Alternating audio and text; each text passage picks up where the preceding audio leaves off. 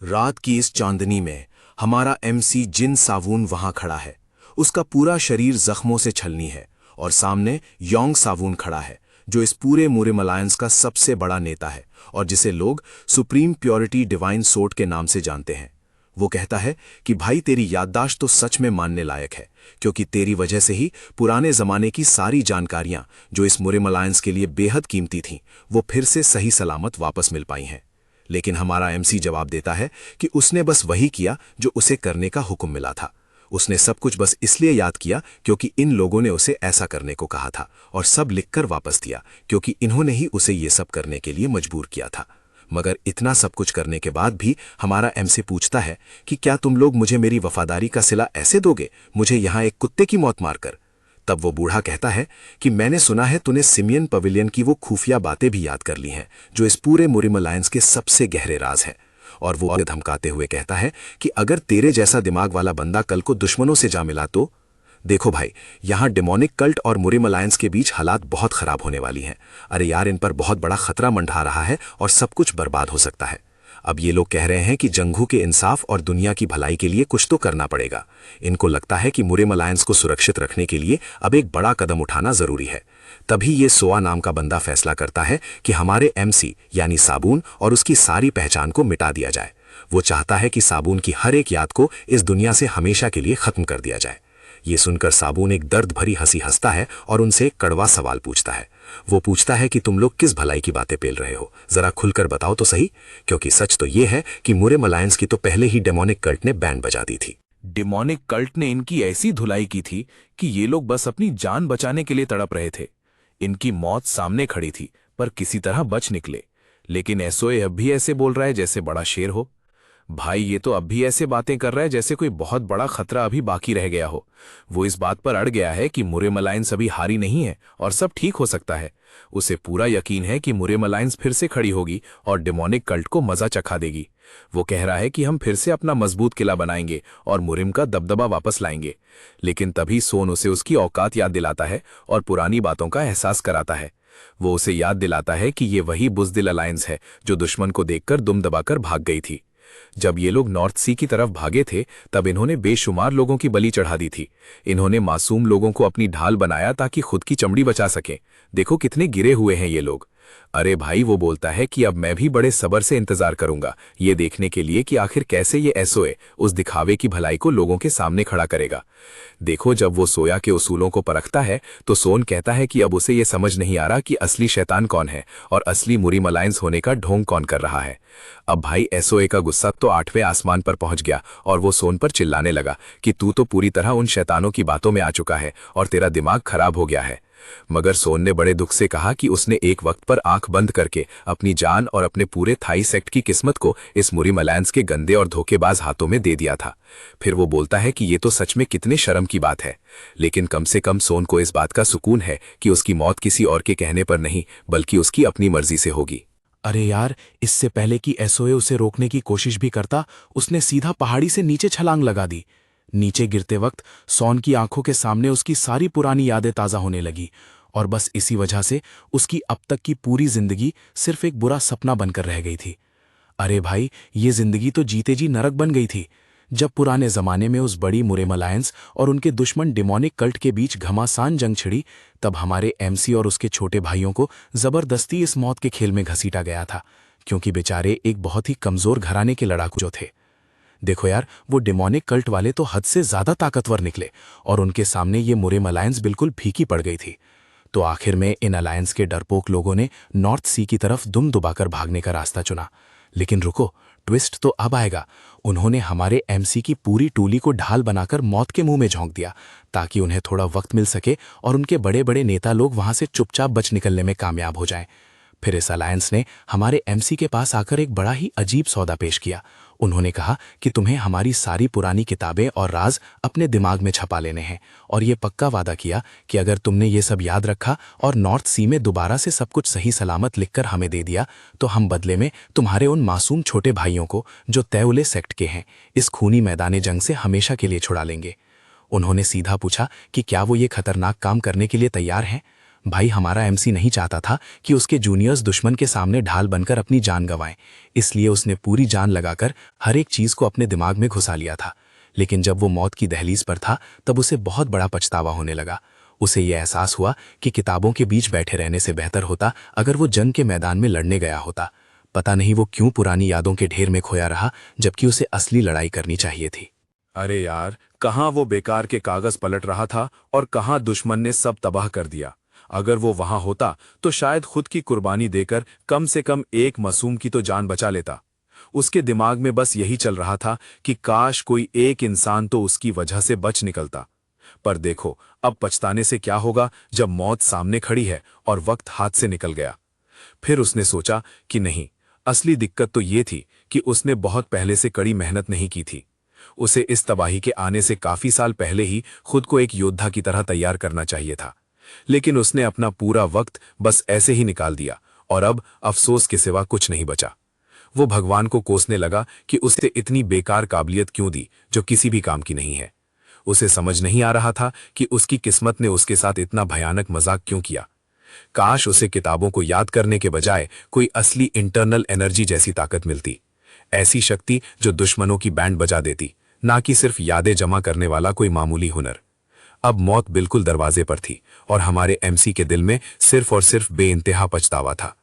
काश उसके पास थोड़ी और हिम्मत होती और वो इतना ताकतवर होता कि दुश्मन को हरा पाता। इतनी ताकत जिससे वो सब कुछ बदल कर रख देता। पर अब सब कुछ धुंधला होता जा रहा था।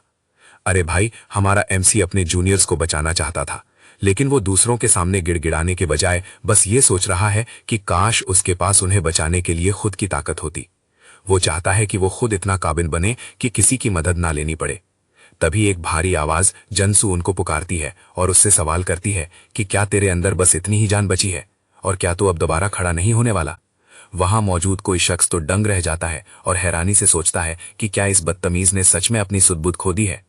फिर अचानक एक लकड़ी की तलवार उसके पुराने जख्म पर जोर से लगती है और वो आवाज उसे एकदम महाबेवकूफ बोलती है, क्योंकि उसके जूनियर्स ने भी इससे कहीं ज्यादा देर तक मुकाबला किया था।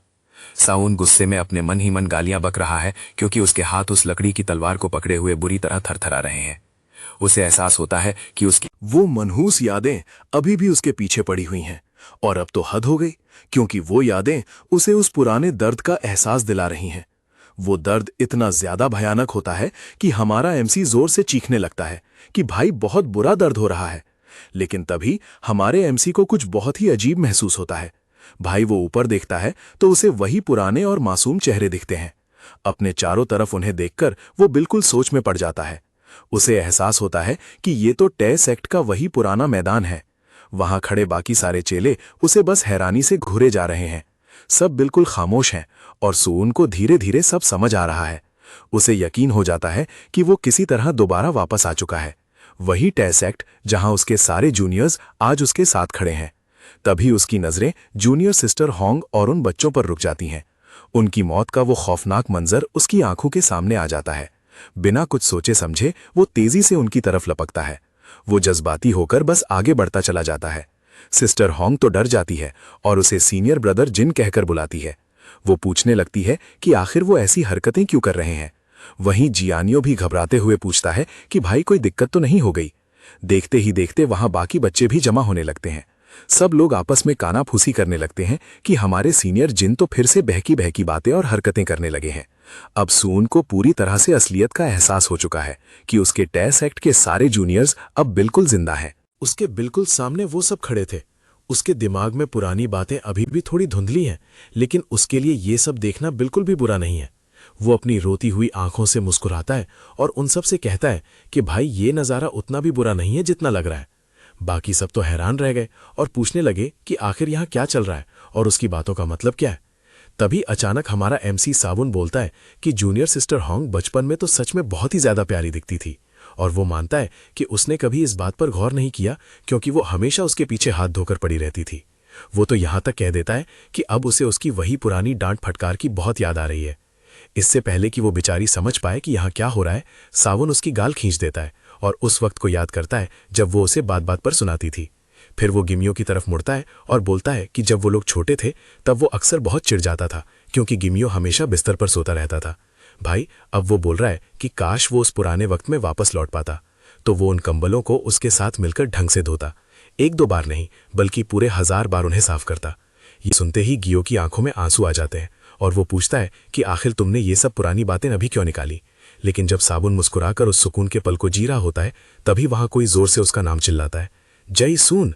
तभी वहां एक बंदा आता है जिसने हाथ में लकड़ी की तलवार पकड़ी होती है और वो पूछता है कि क्या तू पागल होने का ढोंग कर रहा है क्योंकि तू मुझसे मुकाबला करने से डर गया है। फिर वो तलवार वाला बंदा हमारे एमसी को खुलेआम धमकी देता है कि अगर उसने अपनी तलवार अभी के अभी नहीं उठाई तो उसके उन नन्हे जूनियर्स को मेरी तलवार का गुस्सा झेलना पड़ जाएगा। ये सुनकर सून सिर्फ एक गहरी सांस लेता है अपनी इन धुंधली यादों को देखकर और दिल ही दिल में सोचता है कि उसे कोई अच्छी याद क्यों नहीं दिखाई गई और इसके बदले इतने जलील इंसान को उसके सामने ला खड़ा किया। मतलब हद है यार। अरे यार किस्मत तो देखो, आखिर यही बंदा सामने आना था। इसका नाम है चोल योंग, जो गिरोंग मर्चेंट ग्रुप का वो बिगड़ा हुआ शहजादा है जिसने तेज सेक्ट में अपनी जगह सिर्फ अपनी दौलत से खरीदी है। इसने यहाँ आने के लिए बहुत सारी दान दक्षिणा और पैसा खिलाया था। देखो, ये लड़ाई के बहाने तेज सेक्ट के बाकी चेलों को इतनी बुरी तरह पीटता था कि वो बेचारे अधमरे हो जाते थे और ये हमेशा अपने बाप की रकम और ताकत के पीछे छुपा रहता था क्योंकि सेक्ट वालों को डर था कि उनका खर्चा रुक जाएगा। इसलिए किसी की हिम्मत नहीं हुई कि वो पलट कर वार करे और सबको खामोशी से उसकी मार को सहना पड़ता था। अब ये कमीना चोल योंग हमारे सून को धमकी देता है कि चाहे कुछ भी हो जाए वो इस मुकाबले से भाग नहीं सकता और उसे फौरन अपनी तलवार उठाने का हुक्म सुनाता है। देखो, हमारे एमसी सून ने आखिरकार अपनी लकड़ी की तलवार पकड़ ली है और वो कहता है कि अगर तुझे यही चाहिए तो ठीक है भाई। क्योंकि लगता है अब ऊपर वाला भी यही चाहता है कि इस घमंडी इंसान की बुरी तरह से बैंड बजाई जाए। अरे भाई, भले ही हमारे एमसी की यादें थोड़ी धुंधली हैं, मगर वो अब यहां से पीछे नहीं हट सकता। उसने मन बना लिया है कि वो अब इस मौके का फायदा उठाकर पुराने सारे हिसाब किताब बराबर कर लेगा। तभी चोलयोंग गुस्से में पागल होकर उसकी तरफ तेजी से झपट्टा मारता है और उसे एक घमंडी और बदतमीज लड़का बोलने लगता है। मगर जैसे ही हमारा एमसी सून उस हमले को देखता है तो वो तुरंत समझ जाता है कि ये क्या है। ये वही 3 ग्लोरीज तलवारबाजी की तकनीक थी जिसने उसे उसकी पिछली जिंदगी में बेहिसाब बार सिर्फ और सिर्फ दुख और तकलीफ ही दी थी। देखो यार, ये हुनर उसे ह्यून वानसू ने सिखाया था, जो एक मशहूर रोनिन था और गैब्रियांग मर्चेंट ग्रुप के लिए काम करता था। अरे भाई, ये तरीका बहुत ही खतरनाक है क्योंकि ये बिल्कुल कच्चा, बेरहम और पूरी ताकत से भरा हुआ है, ठीक वैसे ही जैसे कोई रोनिन लड़ता हो। सबसे बुरी बात तो ये है कि ये सीधा दुश्मन की आंखों पर निशाना साधकर वार करता है।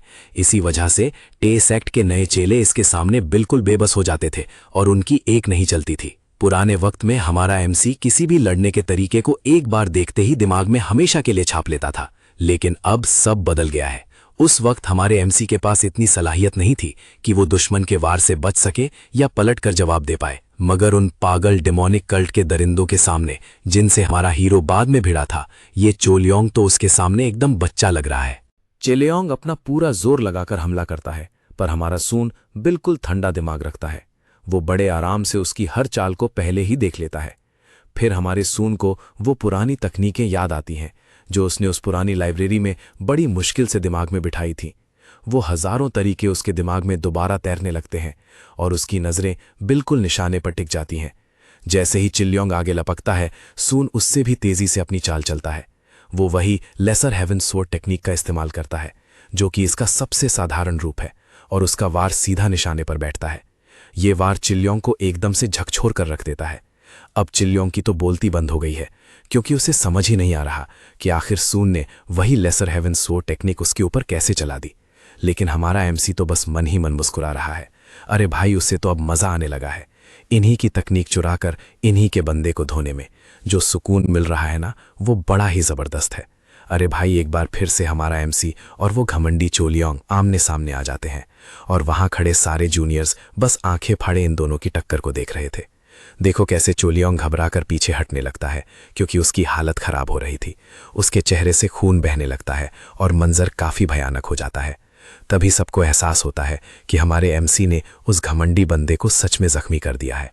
होंग बेचारा डर के मारे दबी आवाज में सून का नाम पुकार रहा होता है। वहां खड़े बच्चे थर थर कांप रहे थे और आपस में धीरे धीरे बातें करने लगे। वो सब उस खून को देखकर डर गए थे। लेकिन तभी चौ योंग का गुस्सा फट पड़ता है। वो चिल्लाते हुए कहता है कि साउन की इतनी हिम्मत कैसे हुई उस पर हाथ उठाने की। वो चीखता है कि उसने गिरोंग मर्चेंट ग्रुप के बड़े बेटे का सर फोड़ने की गुस्ताखी कैसे की। उसे यकीन नहीं हो रहा था कि उसे ऐसी रद्दी टेक्निक से मार पड़ी है। वो उस स्मॉल हेवन स्वॉट टेक्निक को कचरा समझ रहा था, लेकिन उसी ने उसकी बैंड बजा दी। वो पागलों की तरह फिर से हमले के लिए दौड़ता है और बस चीखता ही जा रहा था। वो साउंड से पूछता है कि क्या वो इस अंजाम को भुगतने के लिए पूरी तरह तैयार है। लेकिन देखो, हमारा एमसी तो वहां बड़े आराम से खड़ा है और थोड़ा हैरान भी है। साउंड को समझ नहीं आ रहा था कि ये बंदा इतना कमजोर कैसे निकला जो एक बार में ही ढेर हो गया। तभी वहां खड़े सारे जूनियर्स खुशी के मारे रोने लगते हैं और चिल्लाने लगते हैं। सब कहने लगे कि उनके बड़े भाई जिन ने आखिरकार ये जंग जीत ली है। उनमें से कुछ तो कहने लगे कि उन्हें कभी एहसास ही नहीं हुआ कि उनका भाई इतना बड़ा कमाल कर सकता है।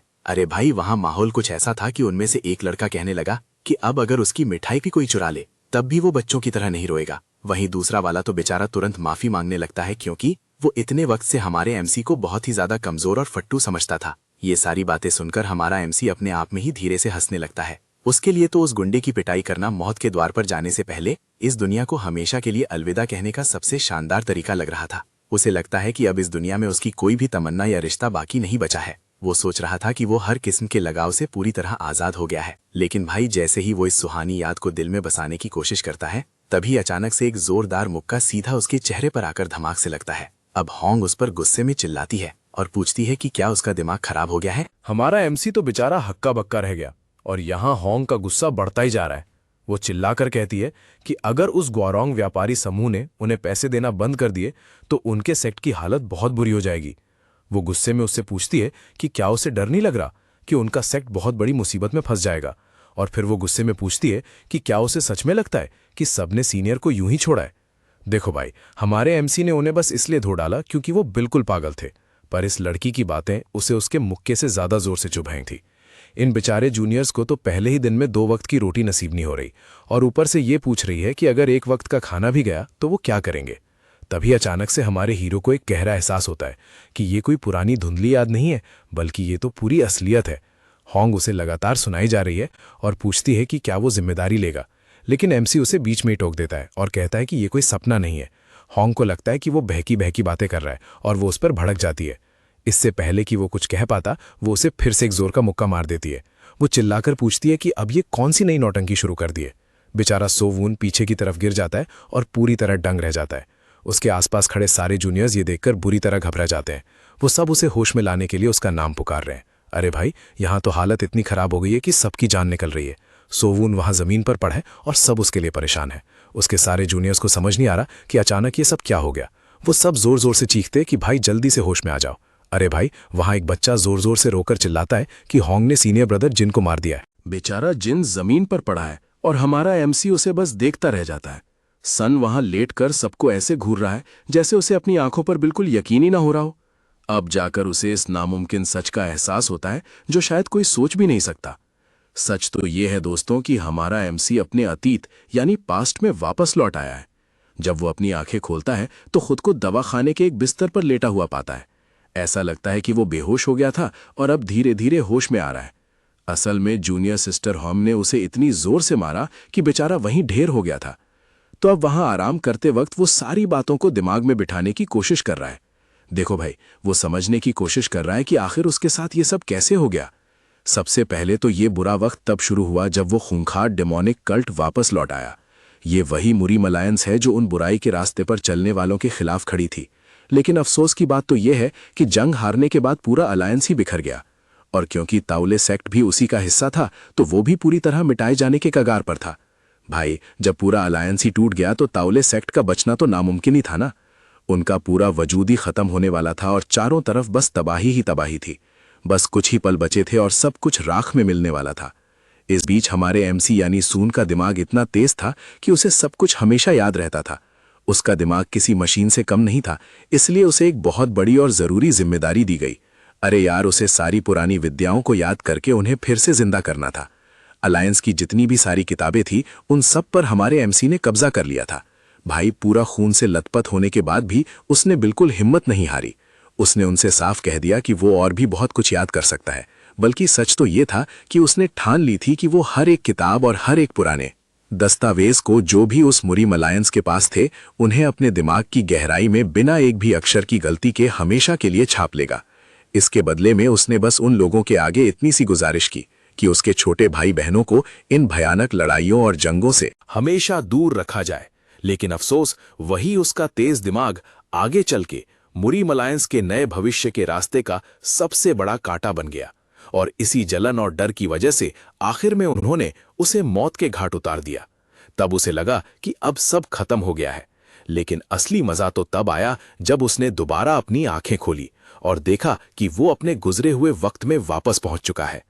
अब क्योंकि उसके दिमाग में उन सारी मार्शल आर्ट्स की किताबों की यादें अभी भी बिल्कुल ताज़ी बसी हुई थी, इसी का फायदा उठाकर उसने उस जियोंग की ऐसी पिटाई की और उसे धूल चटाई जिसे हराना उसके लिए पहले बिल्कुल नामुमकिन सा था। तो अब आगे देखो क्या होता है। हमारा एमसी वून अभी दवाई खाने में बैठकर मजे से एक दवाई की थैली चबा रहा है और हैरान होकर सोच रहा है कि ये आखिर क्या तमाशा हो रहा है। तभी उसे एहसास होता है कि उसका शरीर और उसके कपड़े बिल्कुल पहले जैसे हो गए हैं, जैसे वो पुराने जमाने में दिखता था। लेकिन हैरानी की बात यह है कि सिर्फ वो नीला ड्रैगन वाला कंगन ही उसके साथ इस गुजरे हुए वक्त में लौट कर आया है। देखो भाई, ये वही कंगन है जो उसने डिमोनिक कल्ट के सबसे खतरनाक धर्मा किंग से छीना था, और ये जीत उसे उन गिनचुनी कामयाबियों में मिली थी जो उसने कल्ट के खिलाफ लड़ी गई उन अनगिनत जंगों के बीच हासिल की थी। अब उसे अचानक से याद आता है कि पिछली जिंदगी में जब उसकी सांसें थम रही थीं, तभी ये कंगन एकदम से बहुत जोर से चमकने लगा था, और अब उसे ये पक्का यकीन होने लगा है कि शायद इस कंगन का ही कोई बड़ा हाथ है जिसकी वजह से वो दोबारा जिंदा हो गया है। अभी वो अपने दिमाग के घोड़े दौड़ा ही रहा होता है, तभी बाहर से किसी के चिल्लाने की आवाज आती है कि उस बदमाश अभी की अभी घसीटकर बाहर निकालो और सबके सामने पेश करो। ये शोर सुनते ही हमारा एमसी फौरन उस तरफ देखने लगता है। दरवाजे के पास खड़े होकर उसे एक आदमी की आवाज सुनाई देती है जो किसी से मिलने की जिद कर रहा था। वो कह रहा था कि उसे उस गुंडे की शक्ल देखनी है जिसने चिल योंग का सर फोड़कर उसकी हालत खराब की है। वो अपनी आंखों से ये सब देखना चाहता था। तभी होंग बीच में आकर माफी मांगने लगती है। वो कहती है कि ये सब उनकी गलती है क्योंकि उन्होंने देखरेख में कमी छोड़ दी थी। होंग कह रही थी कि जो भी शिकायत करनी है वो उससे करे और हमारे एमसी को बीच में ना लाएं। देखो कैसे वो सॉन को बचाने की कोशिश कर रही थी, लेकिन तभी सॉन को वो आवाज पहचानी हुई लगती है। अरे भाई, ये आवाज सुनते ही सॉन समझ जाता है कि माजरा क्या है, और वो आदमी उन्हें पुरानी बातें याद दिलाता है। वो गुस्से में कहता है कि भले ही चिलियोंग कुछ वक्त के लिए तेयुले सेक्ट में शामिल हुआ है, लेकिन इसका मतलब ये नहीं कि तुम लोग उसे हल्के में लोगे, क्योंकि उसकी असली पहचान कुछ और है। वो अभी भी गयोंग मर्चेंट ग्रुप का असली वारिस है और काफी बड़े खानदान का लड़का है। वो आदमी चिल्लाकर बोलता है कि ये पूरा सेक्ट उन्हीं के पैसों के दम पर चल रहा है, सारी फंडिंग उन्हीं की तरफ से आती है और इसी वजह से सेक्ट का गुजारा हो रहा है। फिर वो खुली धमकी देता है कि अगर ये सब बंद नहीं हुआ तो वो इसी महीने से पैसे देना बंद कर देगा। लेकिन तभी सेक्ट लीडर बिना किसी डर के बहुत ही शांति से जवाब देते हैं। वो कहते हैं कि भाई, मुझे ये सारी बातें बहुत अच्छे से पता हैं और समझ में आ रही हैं, और वो ये भी कहते हैं कि वो हमेशा से इस दोस्ती और मदद के लिए उनके शुक्रगुजार रहे हैं। वो गयोंग ग्रुप की तरफ से मिलने वाली सारी सुविधाओं की काफ़ी इज्जत करते हैं। तभी सॉन को एहसास होता है कि सेक्ट लीडर खुद वहां पर मौजूद हैं और बात संभाल रहे हैं, लेकिन जैसे ही सेक्ट लीडर ने उनके सामने कोई बात रखी तो माहौल बदल गया। अरे भाई, जैसे ही वो सॉन वहां गिरा, सेक्ट लीडर ने तुरंत हालात को संभालने की कोशिश की। उन्होंने फौरन अपनी बात बदली और कहा कि वो इस गलती को ऐसे ही नहीं छोड़ेंगे, वो सॉन को बहुत कड़क सजा देंगे। बस उस आदमी से गुजारिश की कि इस बार मामला शांत कर दे। तभी हमारे एमसी को धीरे धीरे एहसास हुआ कि उसके सामने खड़ा बंदा कोई आम आदमी नहीं है। उसे समझ आया कि ये तो गायोंग का बाप गांव खड़ा है, जो प्योर गिरियोंग मर्चेंट ग्रुप का सबसे बड़ा मालिक और सरदार था। इतने में यानसुक ने गुस्से में चिल्लाना शुरू कर दिया और अपनी भड़ास निकाली। उसने जिद पकड़ ली कि इस लड़के को ढंग से सबक सिखाना बहुत जरूरी है। वो एमसी की बेइज्जती करते हुए उसे एक मामूली गवार और जंगली कहने लगा। उसने ताना मारा कि इस लड़के को अपनी असली औकात का बिल्कुल भी पता नहीं है। वो बोलने लगा कि इसी घटिया सोच की वजह से तायू सेक्ट की हालत आज इतनी खराब है। उसने सारा दोष सेक्ट लीडर पर डाल दिया और उन्हें बुरा भला कहने लगा। उसका कहना था कि उन्होंने शुरू से अपने चेले को ढंग की परवरिश नहीं दी। बेचारे सेक्ट लीडर के पास झुकने और माफी मांगने के अलावा कोई चारा नहीं था। वो बस दिल से माफी मांगते रहे। लेकिन तभी एमसी को अपनी पुरानी जिंदगी की याद आई। उसे पिछली जिंदगी का वो खौफनाक मैदान जंग याद आने लगा, जहां तायू सेक्ट के हर एक साथी की लाश जमीन पर पड़ी हुई थी। उसके दोस्तों के शरीर वहां मिट्टी और गंदगी में पड़े हुए थे। हर तरफ सिर्फ खून ही खून बिखरा था। तभी उसे अपनी जूनियर बहन होंग का चेहरा दिखा। जैसे ही होंग की याद उसके दिमाग में आई, वो गहरी सोच में डूब गया। अरे भाई, वो थोड़ा चिढ़ा हुआ है क्योंकि उसे फिर से दवा खाने में नया जीवन मिल गया है। देखो यार, हमारा वूंड अब हॉस्पिटल के बेड पर पड़ा हुआ है, लेकिन वो रुकने वाला नहीं। वो गुस्से में अपने मुंह में दबी हुई दवाई की थैली को जोर से चबा लेता है और फिर भाई वो एकदम से खड़ा हो जाता है और उस थैली को दूर फेंक देता है। वो बड़े सुकून से कहता है कि अब असली हंगामा खड़ा करने का वक्त आ गया है। अरे बाहर की तरफ तो ये होंग नाम का बंदा बिल्कुल डर गया है। वो गाओ सुक का शुक्रिया अदा कर रहा है कि उसने इतनी बड़ी बात को जाने दिया, लेकिन ये यानसुक इतनी आसानी से मानने वाला नहीं था। वो बस घुर्रा रहा है। वो कहता है कि चलो भाई, सिर्फ इस एक बार के लिए मैं इसे छोड़ रहा हूँ। लेकिन तभी वहां पर सुनून की एंट्री होती है, जो ऊपर से उन्हें देख रहा है। वो उनसे कहता है कि भाई, मैंने सुना तुम लोग मुझे बड़े बेसब्री से ढूंढ रहे थे। अरे यार, इन बेचारों को क्या पता था कि मौत खुद चलकर उनके पास आ रही है। वो एक प्यारी सी मुस्कुराहट के साथ अपना परिचय देता है। वो कहता है कि मैं वही मामूली सा गांव वाला जिन सुनून हूं जिसे तुम ढूंढ रहे हो। अब यॉन स्योक की तो फटकर हाथ में आ गई है और वो हैरानी से ऊपर देखता है। वो यकीन नहीं कर पा रहा और पूछता है कि क्या तू ही वो असली जिन सुनून है? फिर भाई उसका गुस्सा बिल्कुल फट पड़ता है और वो चिल्लाने लगता है। वो कहता है कि जरूर तू ही वो छोटा सा गुंडा है जिसने मेरे शीलोंग को चोट पहुंचाई है। अब तो लगता है कि इनके बीच जबरदस्त लड़ाई होने वाली है। दोस्तों, सुन गुस्से में देखकर पूछता है कि तू किसे बच्चा बोल रहा है? अरे भाई, जब हम दोनों की उम्र में कोई ज्यादा फर्क है ही नहीं। ये बात सुनकर एक पल के लिए तो दोनों ही बिल्कुल सुन हो जाते हैं। तभी सोन को एहसास होता है कि वो तो वक्त में पीछे लौट आया है। इसलिए वो फौरन अपने बोलने का ढंग और नियत बदल लेता है। वो अपने हाथ जोड़ लेता है और कहता है कि इतना हल्ला क्यों मचाना? एक मामूली सी स्पारिंग में सर पर चोट लगने से इतना हंगामा नहीं होता।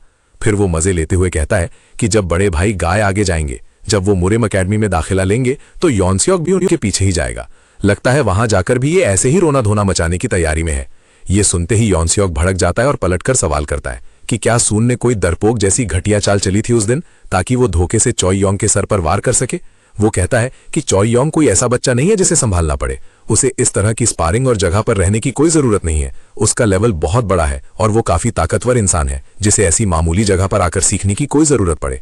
अरे भाई, इस ताउल सेक्ट को अब बस यही एक काम करना बचा है कि उन्हें पूरे दिल से उसकी गुलामी करनी होगी, जब तक वो इस मुरिम अकेडमी में दाखिला नहीं ले लेता। पर तभी हमारा सॉन बड़े सुकून से पूछता है कि भाई, उन 10 से भी ज्यादा उन नन्हे चेलों का क्या, जो बेचारे बिस्तर से हिल तक नहीं पा रहे और कई दिनों से वहीं पड़े हैं, क्योंकि उन्हें बुरी तरह पीटा गया है इस बड़े भाई गाय के हाथों। और फिर वो कहता है कि अगर तुम लोग यहाँ लड़ाई झगड़े की बातें कर रहे हो तो सुन लो कि मेरे पास कहने को एक और बात है। जहां सॉन उस यान सीक को बोलता है कि तुम्हारा ये सोचना कि चाइल्योंग इस मुरिम अकेडमी में कदम रखेगा अपनी उन लड़ाई की ताकतों से, जो कि किसी आम से और गिरे हुए इंसान के आगे गवार से हार चुकी हैं, जो किसी तीसरे दर्जे के सेक्ट से आया है, तो भाई ये बस एक ख्याली पुलाव है। जिसे सुनकर यान सीक गुस्से से थर-थर कांपने लगता है और उसका चेला गिरगिराने लगता है कि मालिक, थोड़ा सब्र रखिए। पर तभी यान गुस्से में आकर सॉन का गला ही पकड़ लेता है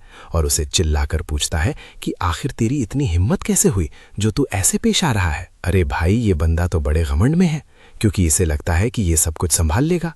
वो पूरी जिम्मेदारी लेने की बात कर रहा है, भले ही गैरी मर्चेंट ग्रुप पीछे हट जाए। अगर वो ग्रुप टेयुल सेक्ट को पैसे देना या फंडिंग देना बंद भी कर दे तो भी इसे कोई डर नहीं है। फिर हमारा MC सॉन उसकी तरफ एकदम गुस्से भरी ठंडी नजरों से देखता है और बस एक ही शब्द बार बार बोलता है, जिम्मेदारी। फिर यॉन वहां पर सेयक सीधा सॉन के मुंह पर जोर जोर से हंसने लगता है और उसे कहता है कि भले ही टेयो सेक्ट का नाम उस बड़े ग्रुप का हिस्सा हो और ये 100 ए पीक्स में गिना जाता हो, लेकिन असलियत में इसकी कोई औकात नहीं है। ये तो बस एक मूली गाजर जैसा तीसरे दर्जे का सेक्ट है जो खत्म होने की कगार पर है। वो कहता है कि अगर उसने ठान ली और अपना दिमाग चलाया ना दोस्तों, तो वो बहुत आराम से किसी भी दूसरे बड़े सेक्ट के साथ सौदा कर लेगा। और फिर वो सॉन से पूछता है कि क्या वो सच में यही सब चाहता है। इसके बाद वो उसे साफ धमकी देते हुए कहता है कि अगर ऐसा कुछ भी हो गया तो टे सेक्ट के लोगों को अगले दिन के खाने के लिए भी तरसना पड़ जाएगा। अब देखो, ये 108 पीक्स मुरिम अलायंस के सबसे तगड़े और बड़े 108 सेक्ट्स को कहा जाता है और हमारा ये टे सेक्ट भी उसी बड़े खानदान का एक छोटा सा हिस्सा है। अरे भाई, वो उनमें से एक तो है, लेकिन सच्चाई तो कुछ और ही है, क्योंकि ये टे सेक्ट अपनी पुरानी इज्जत और रुतबा कब का खो चुका है और अब ये सिर्फ नाम के लिए ही 108 पीक्स का हिस्सा बचा है। लेकिन फिर भी मुरिम अलायंस ने इन 108 पीक्स वाले सेक्ट्स को एक बहुत बड़ा फायदा दिया हुआ है। देखो, अलायंस की तरफ से इन सभी सेक्ट्स के लिए खास सहूलियत है। इन 108 पीक्स के पास एक ऐसी ताकत है जो सबके पास नहीं होती। जब भी मुरिम अकेडमी के दाखिले का वक्त आता है और एग्जाम होते हैं, तो हर एक सेक्ट अपने एक चेले का नाम आगे भेज सकता है, जिसे बिना किसी रुकावट के सीधा स्पेशल एडमिशन मिल जाता है। इसका मतलब उन्हें कोई भी एग्जाम देने की जरूरत नहीं पड़ती। तो असलियत ये है कि ये जो गे चो योंग है, वो पहले से ही ग्यायोंग मर्चेंट ग्रुप का असली वारिस था वो उस बड़े खानदान का चश्मू चिराग था और उसका इन 101 पीक से पहले कोई भी लेना देना या कोई पुराना रिश्ता नहीं था। लेकिन भाई, मुरिम अकेडमी में बिना मेहनत के घुसने के लिए उस बंदे ने मोटी रकम खिलाकर सिफारिश करवाई और इस आम से दिखने वाले टे सेक्ट में चेले के रूप में जुड़ गया। बस पैसे के दम पर उसने इस सस्ते सेक्ट में अपनी जगह बना ली थी। लेकिन देखो यार, हमारा सुनून डरने वालों में से नहीं है। वो पीछे नहीं हटता, वो उल्टा उसके करीब जाता है और यानियों को खुलेआम ललकाता है कि जो करना है कर ले, वो मुकाबला करने को तैयार है। ये देखकर यानसुक के होश उड़ जाते हैं और वहीं हमारा एमसी सुनून एक टेढ़ी मुस्कान देता है। वो बड़े तशन में कहता है कि अब पूरी जिम्मेदारी उसकी है और वो सब संभाल लेगा। लेकिन रुकिए, आगे बढ़ने से पहले उसके दिमाग में एक बहुत बड़ा सवाल खटक रहा है। देखा जाए तो स्पेशल एडमिशन के इम्तिहान में अब 1 साल से भी कम का वक्त बचा है। तो हमारा एमसी पूछता है कि गैर यांग मर्चेंट ग्रुप के मालिक ने 108 पीक्स के बड़े बड़े घरानों को छोड़कर अपने लाडले बेटे को ऐसी घटिया जगह क्यों भेजा। फिर सुनून ठहाका मारता है और मजे लेते हुए पूछता है कि क्या यानियों को हर जगह से लात मारकर निकाल दिया गया था। ये सुनते ही जोनियो गुस्से से थर थर कांपने लगता है और उसे एक बदतमीज छोकरा बुलाता है। वहीं सुनून को अपनी पिछली जिंदगी की याद आती है कि कैसे तय्यू सेक्ट वाले गैर यांग ग्रुप के हर नखरे उठाया करते थे। उन्होंने तो गुयो योंग की सिफारिश करके उसे जबरदस्ती मुरिम अकेडमी में एडमिशन भी दिला दिया था। उस पुराने वक्त में यानसुक की हालत काफी ज्यादा। वो सब पर बुरी तरह चिल्लाया और उन्हें होश में आने को बोला। उसने साफ कह दिया कि अब मुरिम अलायंस को तुम्हारी कोई परवाह नहीं है, खास करके तय्यू सेक्ट जैसे लोगों की तो बिल्कुल भी नहीं। और उसने आगे समझाया। उसने उन्हें याद दिलाया कि सिर्फ गिरोंग मर्चेंट ग्रुप ही बचा है। वही एक ऐसा रास्ता था जो उनकी हर तरह से मदद कर सकता था, जो उनकी जान बचा सकता था। लेकिन जैसे ही चायोंग ने कदम रखा, मुरिम अकेडमी में एंट्री ली, तभी गिरोंग मर्चेंट ग्रुप ने अपना असली रूप दिखाया। उन्होंने आखिरकार उन्हें पैसे देना और फंडिंग करना बिल्कुल बंद कर दिया। इसीलिए ये सबक आज भी हमारे एमसी के दिमाग में एकदम साफ है। दूसरों के आगे हिफाजत के लिए हाथ फैलाना बिल्कुल फिजूल है। ये काम नहीं आता, क्योंकि खुद को बचाने के लिए खुद के पास दम होना चाहिए, ताकि तुम अपनी हिफाजत खुद कर सको। और अब वक्त बदल चुका है, जहां जोनॉक अपना आपा खो देता है और गुस्से में हमारे एमसी की तरफ तेजी से दौड़ता है। वो चीख रहा था कि ये लड़का कितना बदतमीज और जिद्दी है, लेकिन हमारा एमसी एकदम शांत है, क्योंकि उसे हालात संभालना आता है। ये सब उसने तब सीखा जब उसने एक बार मौत का एहसास किया था। मगर तभी अचानक हमारे एमसी को एक बहुत बड़ी दिक्कत दिखती है। उसे अच्छे से मालूम है कि उसे और ज्यादा ताकतवर बनना ही होगा, लेकिन हकीकत में उसने अभी तक वैसा कुछ किया नहीं है। वो गहरी सोच में डूब गया कि आखिर ये सब कैसे होगा। अभी तो उसका सबसे बड़ा मकसद एकदम साफ है, उसे बस पहले से कहीं ज्यादा ताकतवर बनना होगा। लेकिन इस ताय स्योप वाले घटिया और बेअसर मेंटल कल्टीवेशन के तरीके से और बस इस मामूली हेवन सोर्ड टेक्निक के दम पर इतनी जल्दी ताकतवर बनना बहुत ज्यादा मुश्किल काम है। इसीलिए हमारे एमसी ने ठान लिया है कि अब सिर्फ एक ही रास्ता बचा है, उसे बेमिसाल अंदरूनी ताकत हासिल करनी होगी इन स्पिरिचुअल एलिक्सर्स के जरिए। उसका पहला निशाना है वो सदियों पुराना महान स्पिरिचुअल एलिक्सर, जिसे 10,000 साल पुराना फायर जिनसेंग कहते हैं। एमसी को अच्छी तरह याद है मुरिम अलायंस का वो सबसे गुप्त दस्तावेज, यानी कि जांगहू स्पिरिचुअल एलिक्सर की किताब। उस किताब में हर उस चीज की जानकारी लिखी थी जो जांगहू के स्पिरिचुअल एलिक्सर से जुड़ी हुई थी, जैसे कि उनके मिलने की सही जगह, उनके निकलने का सही वक्त और उनके बदलते रास्ते। और क्योंकि उसके दिमाग में आज भी वो सारी बातें बिल्कुल सही तरह से बसी हुई हैं, हमारा एमसी उन सभी पुराने हिसाब किताब को एक एक करके याद कर रहा है। और भाई, हमारा एमसी सारी की सारी जादुई जड़ी बूटियां अब खुद ढूंढने निकल जाता है। लेकिन असली दिक्कत तो वहां का पहरेदार है, जो वहां का चौकीदार बनकर बैठा है। एक अजीब सी इंसानी चेहरे वाली मकड़ी उस फायर जिनसेंग की रखवाली कर रही है। और सच कहूं तो ये मकड़ी देखने में बहुत ही ज्यादा घिनौनी और डरावनी है, जितनी कि उसने अपनी किताबों में भी कभी नहीं पढ़ी थी।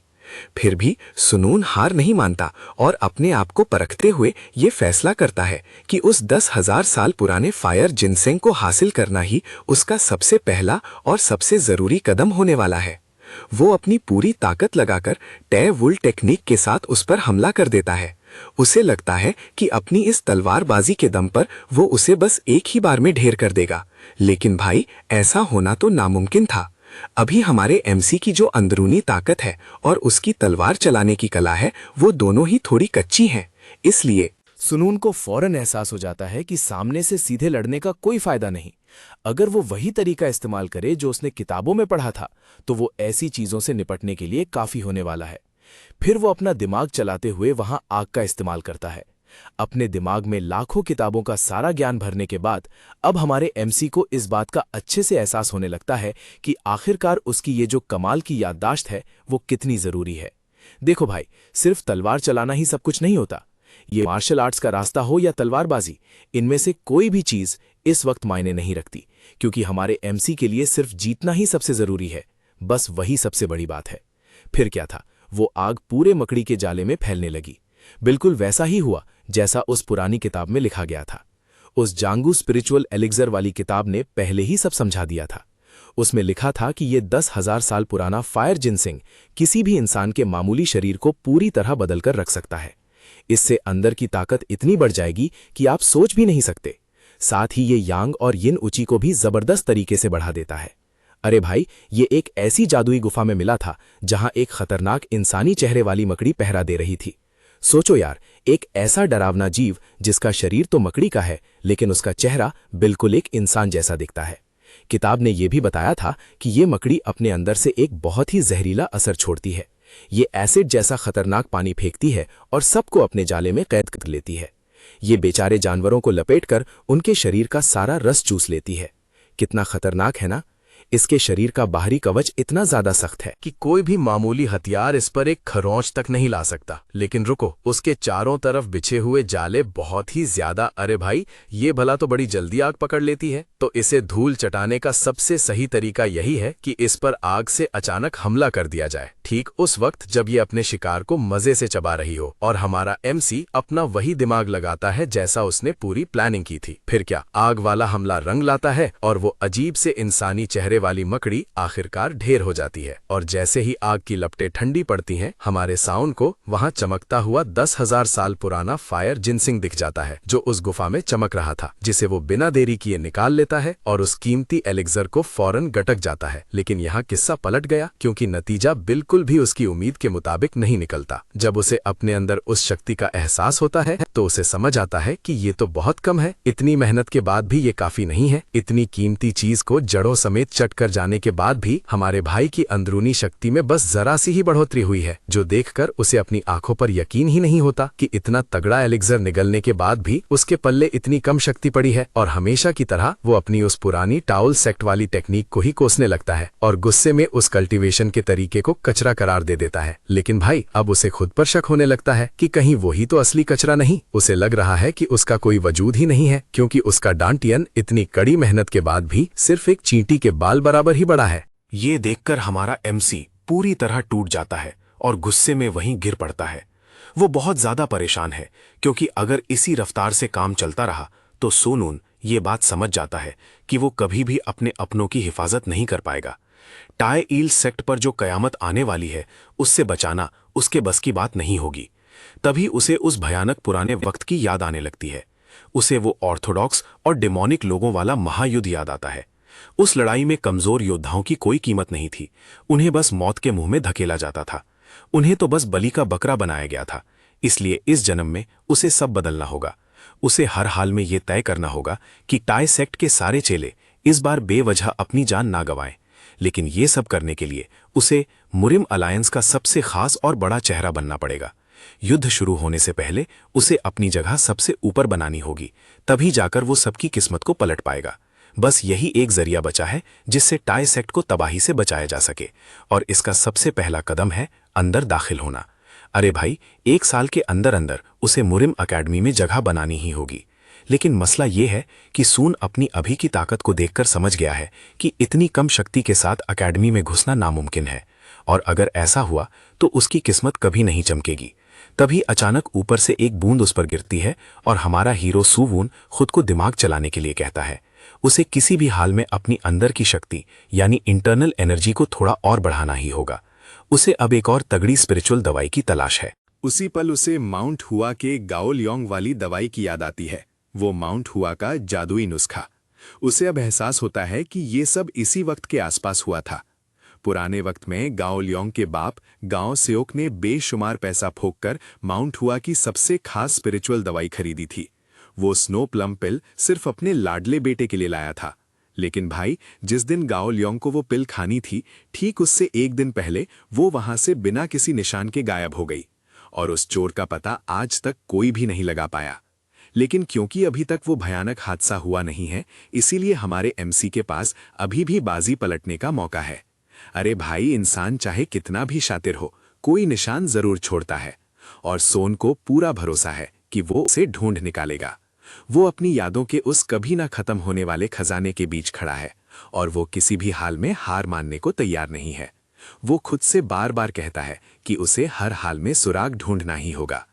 फिर क्या, वो अपनी हर एक पुरानी याद को खंगालने लगता है, चाहे वो मुरिम अलायंस की हैफे ब्रांच की महीने भर की खबरें हों या फिर अलायंस में आने और जाने वालों का पूरा हिसाब किताब, वहां के ढेरों एंट्री और एग्जिट लॉग्स और मिशन रिपोर्ट्स और ऐसे ही कई सारे दूसरे पुराने कागजात।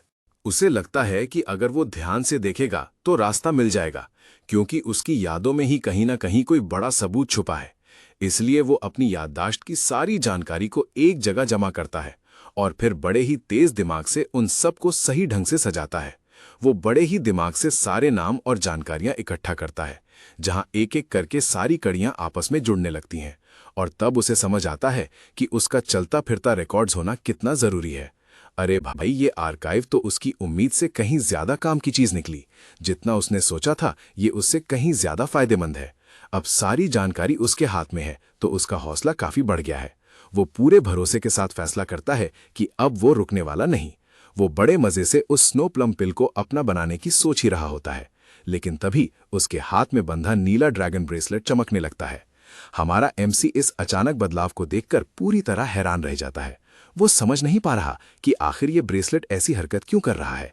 उसके मन में सवाल उठता है कि इसमें ऐसी हलचल क्यों हो रही है। देखते ही देखते एक अजीब सी ताकत उस ब्रेसलेट से बाहर निकलने लगती है। एमसी घबरा जाता है और डर के मारे पूछने लगता है कि ये क्या बला है।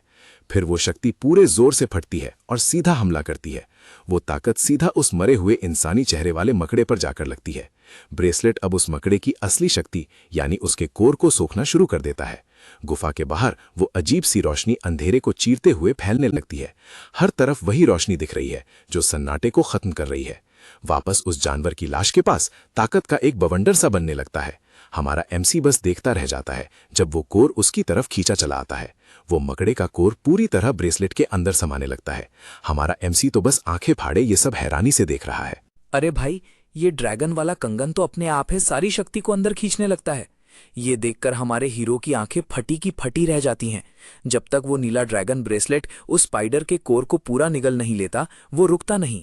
इसके बाद हमारा एमसी जोर जोर से ठहाके मारकर हंसने लगता है, क्योंकि उसे अपनी आंखों पर बिल्कुल भी यकीन नहीं हो रहा था कि अभी क्या हुआ। उसे एहसास होता है कि पिछले जन्म में भी ये कंगन उसके पास ही था। असल में ये नीला ड्रैगन ब्रेसलेट एक बहुत बड़ी निशानी थी जो उसने एक बेहद खतरनाक जंग को जीतने के बाद हासिल किया था। ये उस खून पीने वाले राक्षस की छोड़ी हुई एक पुरानी चीज थी जो उस डिमोनिक कल्ट के सबसे बड़े रखवालों में से एक हुआ करता था। ये वही कंगन है जिसे हमारा एमसी हमेशा अपने पास रखता था। वो इसे अपनी हर एक बड़ी जीत और कुर्बानी को याद करने के लिए पहनता था। लेकिन अब देखो, ये कंगन अचानक से अपने आप ही जाग उठा है। जैसे ही सावुन गुस्से में अपनी मुट्ठी को भींचना शुरू करता है तो उसके पूरे शरीर से एक धमाकेदार शक्ति बाहर निकलने लगती है। इस कंगन ने उस घटिया स्पाइडर कोर के सारे जहर को पूरी तरह खत्म कर दिया है। उस डरावने इंसानी चेहरे वाले मकड़े की सारी गंदगी अब साफ हो चुकी है और अब वो शुद्ध ताकत उसके शरीर के चारों तरफ घूमने लगती है, जो बिना किसी दिक्कत के उसके अंदर की असली ऊर्जा के साथ घुल मिल रही है। अब उसके शरीर के अंदर साधना करने का नया तरीका पूरी तरह उतर चुका है, जिसकी वजह से उसकी अंदरूनी शक्ति अब पहले से कहीं ज्यादा तेजी से बढ़ने लगती है। वो अब काफी ताकतवर हो गया है और साबुन हंसते हुए कहता है कि अरे भाई, अगर दिल में जज्बा हो तो रास्ता अपने आप मिल ही जाता है। डेमोनिक कल्ट के इस अनमोल खजाने की बदौलत आखिरकार हमारे एमसी की अंदरूनी शक्ति काफी ज्यादा बढ़ चुकी है और वो खुशी से झूम उठता है। फिर अचानक उसका ध्यान उस खास स्नो प्लम वाली गोली की तरफ चला जाता है। उसे वो वक्त याद आता है जब गुइरांग व्यापारी टोली के उस बड़े मालिक ने बेहिसाब दौलत और बड़े बड़े लोगों के साथ अपने रिश्तों का इस्तेमाल किया था ताकि वो माउंट हुआ कि वो अनमोल दवा अपने लाडले बेटे के लिए खरीद सके। क्योंकि अगर गुइलियो यांग जैसा लड़का ऐसी खतरनाक अंदरूनी शक्ति लेकर मेम अकेडमी में दाखिला लेने में कामयाब हो गया तो समझ लो कि उसकी पूरी जिंदगी ही मजे में गुजरने वाली है। पुराने दिनों में दावत के दौरान लोग उस बड़े मालिक की तारीफ में कसीदे पढ़ते थे और कहते थे कि अमीर खानदान में पैदा होना ही सबसे बड़ी बात है, क्योंकि यहाँ किस्मत और पैसा ही सब कुछ होता है। और अगर आपके पास असली हुनर की कमी भी है तो कोई दिक्कत नहीं, क्योंकि सोने चांदी के दम पर किसी भी कमजोरी को बड़ी आसानी से छुपाया जा सकता है। बाकी लोगों को तो बस मुफ्त की दावत उड़ाने से ही मतलब था। पार्टी में मिलने वाले मुफ्त के खाने और शराब पर सब टूट पड़े थे, लेकिन जियो योंग बड़े गर्व के साथ सबको बता रहा था कि ये स्नो प्लम गोली की ताकत पर्पल क्लाउड गोली के बाद सबसे ऊपर आती है, जो माउंट हुआ के सबसे पुराने नुस्खों में से एक है और अंदरूनी शक्ति को कई गुना बढ़ा देती है। और वो हवाबाजी करते हुए बोला कि ऐसी एक कीमती गोली तभी मिल सकती है जब कोई माउंट हुआ का असली चेला बनकर दिखाए, और उसके पिताजी ने अपनी पूरी जान लगाकर इस अनमोल और जादुई दवा का इंतजाम खास करके सिर्फ उसी के लिए किया था। वहीं पास ही बैठी तेज सेक्ट के मालिक की अकेली बेटी होंग सन उस बदतमीज लड़के की यादों में खोई हुई थी और गुस्से में सोच रही थी कि आखिर वो है कहाँ। और पता नहीं वहां कौन सा नया रहता फैला रहा होगा। उसे पुराने दिन याद आने लगे और वो सोचकर परेशान थी कि उस दिन उसे ही हिम्मत दिखाकर आगे आना चाहिए था। अपने सीनियर भाई जिन को आगे भेजना उसकी गलती थी, क्योंकि वो सारी जिम्मेदारी तो असल में उसी की बनती थी। अब पूरे तायुल सेक्ट की किस्मत का सारा बोझ उस बेचारी के कंधों पर आ गया था। उस दुख भरे हादसे के बाद तो जैसे सब कुछ पूरी तरह बदल ही गया, और हमारे एमसी यानी जिन ने भी आखिरकार तायुल सेक्ट को हमेशा के लिए अलविदा कह दिया, क्योंकि वो ज्ञानियों हर दिन बिन बुलाए मेहमान की तरह वहां टपक पड़ता था। तायुल सेक्ट में उसकी रोज रोज की नौटंकी देखकर उस लड़की ने यही सोचा कि शायद हमारे एमसी को लग रहा होगा कि उसका दूर चले जाना ही सबके लिए बेहतर है। उसे लगा कि शायद जिन उसकी परवाह कर रहा है और दूर रहकर अपना लिहाज दिखा रहा है। लेकिन भाई वो गुस्से में लाल हो रही थी कि ये कैसा दिमाग लगाया है उसने। वो हैरान थी कि उस मोटी बुद्धि वाले के दिमाग में आखिर चल क्या रहा है। इतने खाली दिमाग के साथ कोई इतना अजीब फैसला कैसे ले सकता है भला। उसने अपने दिल ही दिल में उसे एक नंबर का गधा और बेवकूफ बोल दिया। फिर दावत के वक्त गियोंग अपना गला साफ करते हुए थोड़ा चौड़ में आते हैं। वो वहां सबके सामने अपनी हवाबाजी दिखाने की पूरी कोशिश कर रहा था, मगर सॉन का ध्यान तो अभी भी उसी पुराने जिनसून की यादों में अटका हुआ था। वो उसे एक बड़ा वाला बुद्धू कहकर याद कर रही थी। तभी माहौल बदला। इससे पहले कि गाय योंग अपनी पूरी बात खत्म कर पाता, वहां हलचल हो गई। कुछ नए चेले हाथ में लजीज खाना लिए दौड़ते हुए वहां पहुंचने लगे, और वो सब मिलकर बड़ी खुशी से अपनी बड़ी बहन को आवाज लगाने लगे। अरे भाई, जैसे ही वो पास आता है तो गियोंग को एक जोर का धक्का लगता है। अब सारे बच्चे कूदते फांदते हमारी होंग के पास इकट्ठे हो जाते हैं। सरियोन को देखते ही बच्चे बड़े उत्साह से उससे खाना चखने के लिए कहते हैं। वो कह रहे हैं कि यहाँ पर जितना भी सामान है वो सब का सब स्वाद में एकदम लाजवाब है, और सारियोन उन नन्हे बच्चों को देखकर मुस्कुराती है। लेकिन दूसरी तरफ हमारा गैचयोंग जमीन पर पड़ा गुस्से में लाल हो रहा है। वो उन शरारती बच्चों पर बुरी तरह भड़क रहा है और वहां से निकल जाता है।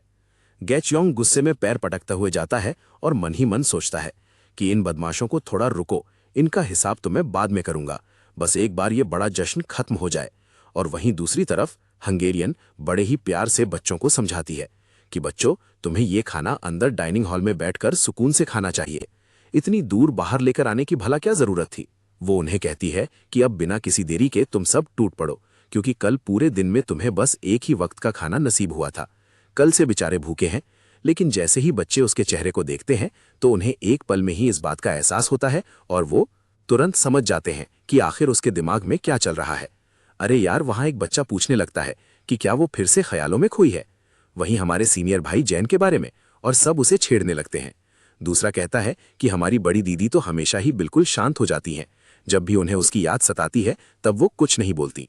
एक लड़का बीच में बोलता है कि भाई ये तो बड़ी अजीब बात है, क्योंकि वैसे तो दीदी सबसे ज्यादा शोर मचाती हैं और सबसे तेज बोलती हैं।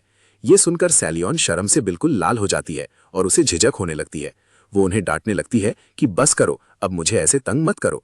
फिर एक बच्चा बड़ी खुशी से पूछता है कि क्या हमें थोड़ा खाना बचाना चाहिए, उन मजेदार राइस केक्स को हमें हमारे बड़े भाई जैन के लिए रख देना चाहिए, क्योंकि शायद उन्होंने अभी तक रात का खाना नहीं खाया होगा। अभी तक तो वो भूखे होंगे। फिर तभी दूसरा लड़का बोलता है कि सीनियर भाई को तो मांस खाना बहुत ज्यादा पसंद है और ये सही नहीं होगा अगर हम सारा का सारा अकेले ही चट कर जाएं।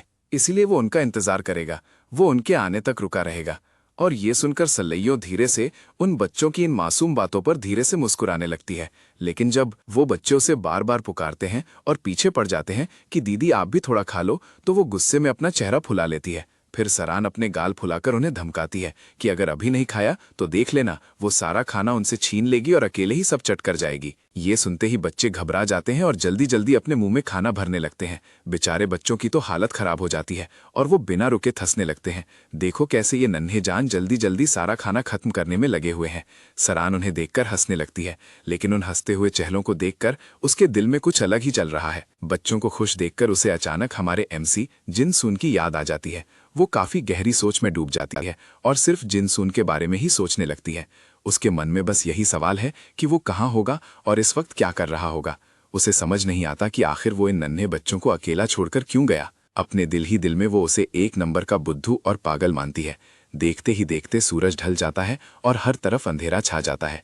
रात होते ही महफिल और भी जम जाती है और चारों तरफ रोशनी ही रोशनी होती है। गोलोंग बड़े ही रौब के साथ सबके सामने खड़ा होता है और सब उसके गुणगान कर रहे होते हैं। वहां मौजूद लोग खुशी से झूम रहे हैं और जमकर पीने पिलाने का सिलसिला चल रहा है। सब हंस रहे हैं और नाचने वालियां अपने जलवे दिखा रही हैं। संगीत की धुन बज रही है और ऐसा लगता है जैसे हर तरफ सुकून ही सुकून है। लेकिन रुको यार, छत के ऊपर कुछ अजीब सी हलचल महसूस होती है। कोई तो है जो अंधेरे में तेजी से एक जगह से दूसरी जगह कूद रहा है। एक अनजान शख्स पेड़ों और छतों का सहारा लेकर वहां से भागने की कोशिश कर रहा है। जैसे ही वो नीचे उतरता है, वो अपना नकाब उतार देता है और हमारे सामने आता है जू जोंग मॉक, जिसे सब सोल चेसर के नाम से जानते हैं। वो उस चुराई हुई दवा को देखकर जोर से हंसता है और कहता है कि गिरांग मर्चेंट ग्रुप का इतना बड़ा खजाना भी उसके लिए बच्चों का खेल था। भाई जैसे ही वो उस डिब्बे को खोलता है, वो कीमती एलिक्सिर बिल्कुल चमकने लगता है। जोंगमर्स तो खुशी के मारे कांप रहा है, क्योंकि इसे खाते ही उसके पास इतनी ताकत आ जाएगी कि वो डिवाइन पाम की सीक्रेट टेक्निक को पूरी तरह सीख लेगा। अब एलिक्सर हाथ में आते ही वो सोचता है कि उसे यहां से जल्द निकलना चाहिए, लेकिन इससे पहले कि वो वहां से भाग पाता, कोई अचानक उस पर जोरदार वार कर देता है। उसके हाथ से वो कीमती एलिक्सर छूटकर नीचे गिर जाता है। तभी एक अनजान बंदा बड़े आराम से उसे उठाता है और माफी मांगते हुए कहता है कि भाई, इसकी जरूरत मुझे भी तुम्हारे जितनी ही है। अरे भाई, उस स्नो प्लम पिल की चोरी होने से कुछ दिन पहले की बात है ये। जब वो कीमती दवाई चोरी हुई, उससे थोड़े वक्त पहले हमारा MC जिनसून एक खास जगह गया था। वो हिफै शहर की एक ऐसी दुकान पर पहुंचा जहां शिकार करने का सारा सामान मिलता था। देखो यार, उस दुकान के अंदर कदम रखते ही हर तरफ खतरनाक नजारा था। वहां शिकार के बड़े बड़े औजार और हर तरह के फंदे भरे पड़े थे। जैसे ही दुकानदार की नजर हमारे MC पर पड़ी तो जिनसून ने उसे असली वजह बताई। उसने साफ साफ कहा कि उसने सुन रखा है कि यहां ऐसी चीजें मिलती हैं जो कहीं और मिलना नामुमकिन है। जिनसून को पता था कि ये दुकान ऐसी नायाब चीजें रखती है जो किसी और के पास नहीं होंगी। फिर उसने बिना डरे सीधा पूछ लिया कि क्या उनके पास इंसानों को फंसाने वाले फंदे मिलेंगे। इंसान को पकड़ने वाली अजीब बात सुनकर दुकानदार एक पल के लिए तो हैरानी में ठिठक गया, लेकिन फिर वो जोर से हंसने लगा और बोला कि तुम तो बड़े ही अनोखे और दिलचस्प ग्राहक निकले। उसने बड़े फक्र के साथ गर्व दिखाते हुए अपनी दुकान की तारीफ करनी शुरू कर दी। वो बोला कि पूरी हैफाई में उनसे बेहतर शिकार का सामान बेचने वाला कोई पैदा नहीं हुआ। उसने दावा किया कि उनकी दुकान पर हर वो फंदा मौजूद है जो कोई इंसान सोच भी सकता है। उनके पास हर उस चीज को जकड़ने की ताकत है जिसे पकड़ने का ख्याल दिमाग में आए, फिर चाहे वो एक छोटा सा खरगोश हो या फिर किसी पहाड़ जैसा विशाल काया भयानक भालू ही क्यों ना हो, उनके फंदे सब पर भारी पड़ते हैं। लेकिन फिर उसने धीरे से एक बात जोड़ी। उसने समझाया कि उनके शिकार की लिस्ट में इंसानों को पकड़ना शामिल नहीं किया गया है। पर हमारा MC कहाँ हार मानने वाला था। उसने तुरंत उन फंदों की जिद कर दी जो शिकार में इस्तेमाल होते हैं। वो कहता है कि उसे शेर या भालू का शिकार करना है, और ये सुनकर वो दुकानदार पूरी तरह चक्कर में पड़ गया और कहने लगा कि ऐसे जालों से तो जानवरों की खाल खराब हो जाएगी। लेकिन हमारे MC ने कहा कि उसे उनकी खाल उतारने में कोई दिलचस्पी नहीं है, इसीलिए उसे इस बात से कोई फर्क नहीं पड़ता। उसे तो बस ऐसे जाल चाहिए जो इतने चौकन्ना हो कि एक बाल गिरते ही तुरंत बंद हो जाए, और उनकी पकड़ इतनी मजबूत होनी चाहिए कि किसी भालू की टांग के चिथड़े उड़ा दे। तभी वो अपनी बात सुधारते हुए बोलता है कि शायद ये जाल इतने ज्यादा खतरनाक होने चाहिए कि किसी को भी सीधा ऊपर का रास्ता दिखा दे, वो भी सिर्फ एक ही बार में। हमारा MC एक विलन की तरह हंसता है, जिसे देखकर दुकानदार के पसीने छूट गए, क्योंकि उसके 27 साल के तजुर्बे और समझ ने उसे साफ इशारा कर दिया था कि इस बंदे को ये मौत का सामान बेचना बिल्कुल ठीक नहीं रहेगा। खैर, अब आज के वक्त में देखें तो वो लंबे बालों वाला आदमी उस गिरे हुए चोर के सामने खड़ा था और तभी उसने वो स्नो प्लम वाली गोली निगल ली। उसने सोचा था कि भाई सबको लगा था कि इस बंदे से निपटना काफी मुश्किल काम होगा, क्योंकि इस सोल चेजिंग गेस्ट ने पूरे इलाके में अपना खौफ बनाया हुआ था। पूरे जांघू में इसका बड़ा नाम था। लेकिन ये लड़ाई तो उम्मीद से ज्यादा जल्दी खत्म हो गई।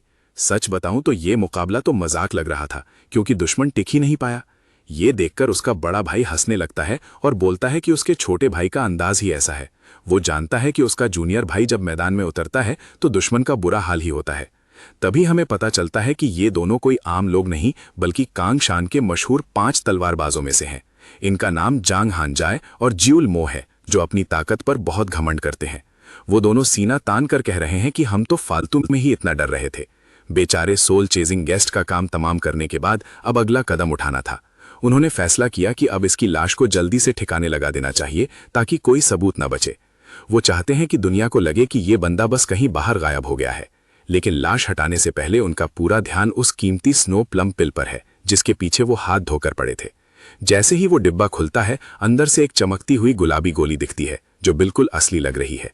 उसमें से प्लम के फूलों की इतनी तेज खुशबू आ रही है कि उन्हें मजा ही आ गया। अब उन दोनों को पूरा यकीन हो गया है कि उनके हाथ सही माल लगा है। अरे भाई, ये वही माउंट हुआ कि स्नो प्लम पिल है जिसके लिए उन्होंने इतना बड़ा रिस्क लिया था, जिसकी वो कब से तलाश कर रहे थे। उनके चेहरे पर लालच भरी मुस्कान है, लेकिन उनके पीछे छुपा हुआ वो नकाबपोश बंदा एक बड़ी दिक्कत भाप लेता है। वो सोच रहा है कि यहां खाने वाले 2 लोग हैं, मगर सामने सिर्फ एक ही स्नो प्लम पिल रखी है। इससे पहले कि वो दोनों तलवारबाज कुछ कर पाते, वो नकाब वाला शख्स अचानक से सामने आता है और सीधा उनके हाथ से पिल बॉक्स झपट लेता है। अरे भाई, वो दोनों तो हैरानी के मारे वहीं थम गए, क्योंकि उन्हें कुछ समझ ही नहीं आ रहा था कि ये इतने करीब कैसे आ गया। फिर वो चिल्लाते हुए पूछते हैं कि वहां कौन है, और तभी वो नकाबपोश चुराई हुई पिल लेकर वहां से लंबी छलांग मार देता है। अब पिल तो उसके हाथ में है। वो बड़े वाला तलवारबाज अपने छोटे भाई को हुक्म देता है कि उस चोर को फौरन पकड़ो। बस फिर क्या था, बिना देर किए वो छोटा भाई उसके पीछे पूरी रफ्तार से निकल पड़ता है। बिना एक पल भी रुके वो उस पर टूट पड़ता है। देखो कैसे आगे बढ़ते हुए वो उस नकाब वाले बंदे को बेशरम बुलाता है और कहता है, बेटा, ये तेरी औकात से बाहर की चीज पर नजर डालने का अंजाम है। लेकिन भाई, हमारा नकाब पोश तो मजे से वहां से भाग रहा है। उस स्नो प्लम पिल के लिए वो गुस्से में चिल्लाते हुए कहता है कि असल में तो तुम लोग ही सबसे बड़े बेशरम गुंडे हो, और पूछता है कि क्या माउंट कंगन में तुम सबको यही सिखाया जाता है।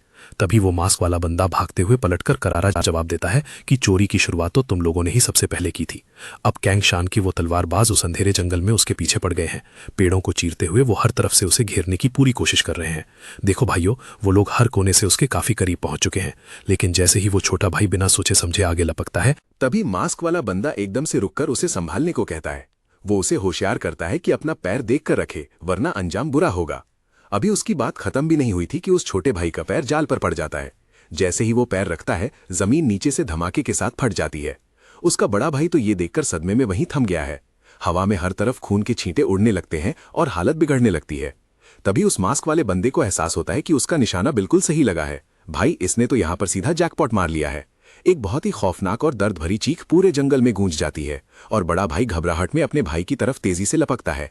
वो भागकर अपने जूनियर के पास जाता है और जोर जोर से चिल्लाकर रोने लगता है। लेकिन हमारा ये नकाबपोश बंदा बड़े ही सुकून से खड़ा होकर बोलता है कि भाई, मैंने तो पहले ही कहा था कि देखकर चलो, वरना गिर जाओगे। बस इतना सुनते ही वो बचा हुआ तलवारबाज गुस्से में अपने दांत पीसने लगता है। वो उसे 1 नंबर का डरपोक और घटिया इंसान बोलने लगता है। वो कहता है कि उसे घंटा नहीं पता कि ये नकाब वाला आखिर है कौन, या फिर ये कहां से टपक पड़ा है। लेकिन एक तलवार चलाने वाला योद्धा होकर जो ऐसी घटिया और सस्ती चालें चलता है, वो सच में शर्मनाक बात है। देखो भाई, अब ये तो सीधा इज्जत पर बात आ गई। फिर वो अपनी तलवार उठाता है और उसे हुक्म देता है कि अभी के अभी अपना ये नकाब उतार फेंको, ताकि दुनिया के सामने तुम्हारी असली शक्ल और असली पहचान आ सके। अब हमारा नकाबपोश एमसी एक पत्थर उठाता है और बड़े मजे से सवाल करता है कि क्या तुम सच में मेरे बारे में ही बात कर रहे हो। फिर वो पूछता है कि क्या तुम जानना चाहते हो मैं किस कबीले से हूं, या फिर मैं किसका चेला हूं। ये जानने की ज्यादा चुल मची है तुम्हें। इतना बोलते ही वो बड़े टशन में उस पत्थर को जमीन पर जोर से फेंक देता है। जैसे ही वो पत्थर गिरता है, वहां एक और खतरनाक जाल चालू हो जाता है। अरे भाई, ये तो एक जाल था जिसे देखकर वो नकाब वाला बंदा अपनी जीभ चटकाने लगा और कहता है कि तुम्हारे ये सोचने का ढंग अब बिल्कुल ही सदियों पुराना हो चुका है, बिल्कुल पुरानी बातें हैं ये। और वहां वो बड़ा भाई बस हैरानी में खड़ा रह जाता है। वो गुस्से से बिल्कुल लाल हो रहा था क्योंकि इस चाल ने उसे अंदर तक हिलाकर रख दिया। तभी वो नकाबपोश बंदा सबके सामने ये बड़ा ऐलान कर देता है कि अब उस नो प्लम पिल का नया असली मालिक वही बन गया है। और खेल यहां नहीं रुकता। देखो कैसे उसने पूरे मामले को उन्हीं के खिलाफ मोड़कर रख दिया है। वो कहता है कि अब ये कंगन के दोनों तलवारबाज सीधा कैद खाने की हवा खाएंगे। दुनिया उन्हें वही गुनहगार समझेगी जिन्होंने चुपकर हमला किया था। उन्होंने ही उस सोल चेजिंग गेस्ट की जान ली थी। और फिर वो बंदा उनसे सवाल करता है, पूछता है कि क्यों भाइयों, कैसी लगी तुम लोगों को मेरी ये बनाई हुई कहानी।